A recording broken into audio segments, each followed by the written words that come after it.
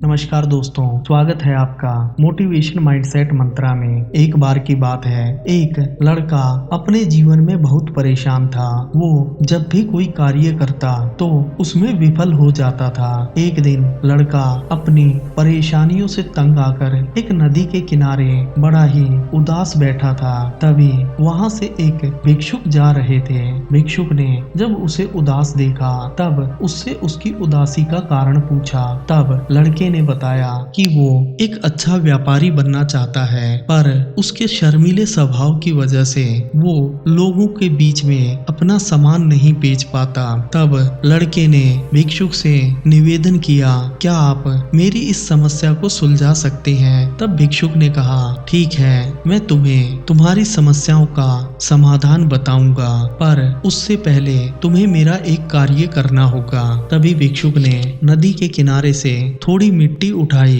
और उसे लड़के को देते हुए कहा, जाओ इसे बाजार में बेच कर आओ और इसके बदले तुम मुझे 100 सोने के सिक्के ला कर दो। तब लड़के को लगा शायद भिक्षुक उसका मजाक उड़ा रहे हैं और भिक्षुक उसे मूर्ख समझ रहे हैं, पर भिक्षुक ने कहा है कि वो उसकी समस्याओं को सुलझाएंगे। इसीलिए लड़के ने वो मट्टी ली और बाजार में जाकर एक स्थान पर बैठ गया। लड़के ने देखा कि वहां पर बहुत सारे व्यापारी अपना सामान बेच रहे हैं और लोग उनके पास जाकर सामान खरीद रहे हैं, पर उसके पास कोई भी व्यक्ति नहीं आ रहा। तब लड़के ने और व्यापारियों की तरह धीरे धीरे चिल्लाना स्टार्ट किया और अपनी मट्टी को बेचने के लिए लोगों को बुलाने लगा, पर कोई भी उसकी तरफ ध्यान नहीं दे रहा था। लड़के के मन में विचार आया कि अगर वो इस मिट्टी को बेचने में सक्षम नहीं बन पाया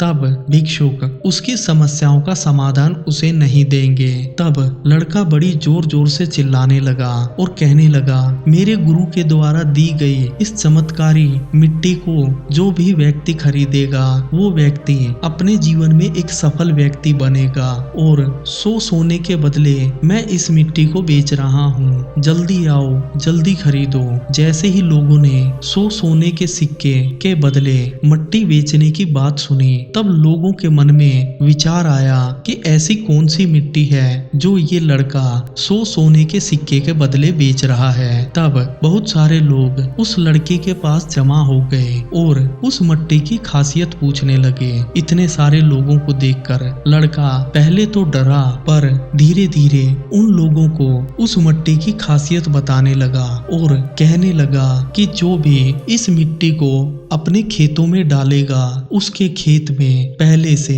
4 गुना ज्यादा फसल पैदा होने लगेगी। लोगों ने जब ये बात सुनी तब लोगों ने उस मट्टी को खरीदने के लिए आपस में बोली लगानी शुरू कर दी। पहले तो लोगों ने 100 सोने के सिक्के के बदले उसे 200 सोने के सिक्के देने को कहा, पर धीरे धीरे लोगों के मन में उत्साह इतना बढ़ गया कि लोग उसे 300, 500 और 1000 सोने के सिक्के के बदले भी उस मिट्टी को खरीदना चाहते थे। तभी लड़के के मन में एक विचार आया और उसने मट्टी को वापस समेटते हुए अपने थैले में रखा और लोगों से क्षमा मांगी और कहा, ये मिट्टी मेरे गुरु के द्वारा प्रदान की गई है, मैं इस मिट्टी को तुम्हें नहीं बेच सकता। और ऐसा कहकर लड़का वापस उस भिक्षुक के पास चला गया। लड़के ने मट्टी को भिक्षुक के सामने रखते हुए कहा, गुरुजी, मैं इस मट्टी को बेचने में सक्षम नहीं बन पाया। लोगों ने मेरे पास आकर इस मिट्टी को खरीदने के लिए बहुत सारा धन दिया,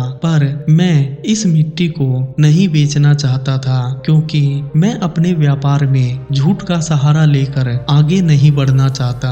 पर आपकी दी गई इस मिट्टी के द्वारा मुझे अपने जीवन में 3 शिक्षाएं मिली हैं। पहली शिक्षा कि कभी भी कोई भी व्यापार घर बैठकर नहीं होता, उसके लिए हमें लोगों के बीच में जाकर उसे सीखना पड़ता है। लोगों की क्या इच्छाएं हैं और कैसे उसे लोगों तक पहुंचाना है। दूसरी शिक्षा जो मुझे इससे मिली है वो है कि जब तक तुम अपनी वस्तुओं की खासियत लोगों को चिल्लाकर नहीं बताओगे तब तक तुम्हारी बात कोई नहीं सुनने वाला, क्योंकि इस दुनिया में किसी के पास भी इतना समय नहीं है कि वो तुम्हारी बातों को सुने। और तीसरी शिक्षा कि कभी भी व्यापार में धोखाधड़ी का सहारा नहीं लेना चाहिए। आज मैं इस मिट्टी को लोगों को झूठ बोलकर 1000 सोने के सिक्के के बदले बेच सकता था, पर अगर मैं आज ऐसा करता और कल दोबारा से जाकर नगर में कोई भी व्यापार करता तो लोग मुझ पर कभी विश्वास नहीं करते।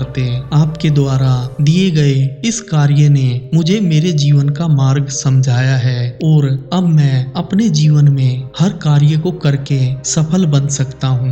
दोस्तों, इसी प्रकार जब हम अपने जीवन में कोई भी व्यापार या कोई भी कार्य चुनते हैं तब हमें लगता है कि ये कार्य बहुत मुश्किल है, पर अगर इस कहानी की भांति ही हम किसी भी व्यापार को करने से पहले उसकी सारी जानकारियां प्राप्त करें, उसके सारे सकारात्मक और नकारात्मक परिणामों के बारे में जानकारी प्राप्त करें और बिना झूठ और धोखे का सहारा लिए निरंतर मेहनत और प्रयास करते हुए अपने जीवन में आगे बढ़ेंगे तो हमें सफल होने से कोई नहीं रोक सकता। दोस्तों, अगर कहानी अच्छी लगी है तो कहानी को लाइक करें, शेयर करें और अगर चैनल पर नए हैं तो चैनल को अपना प्यार दिखाते हुए सब्सक्राइब करें। जय हिंद दोस्तों।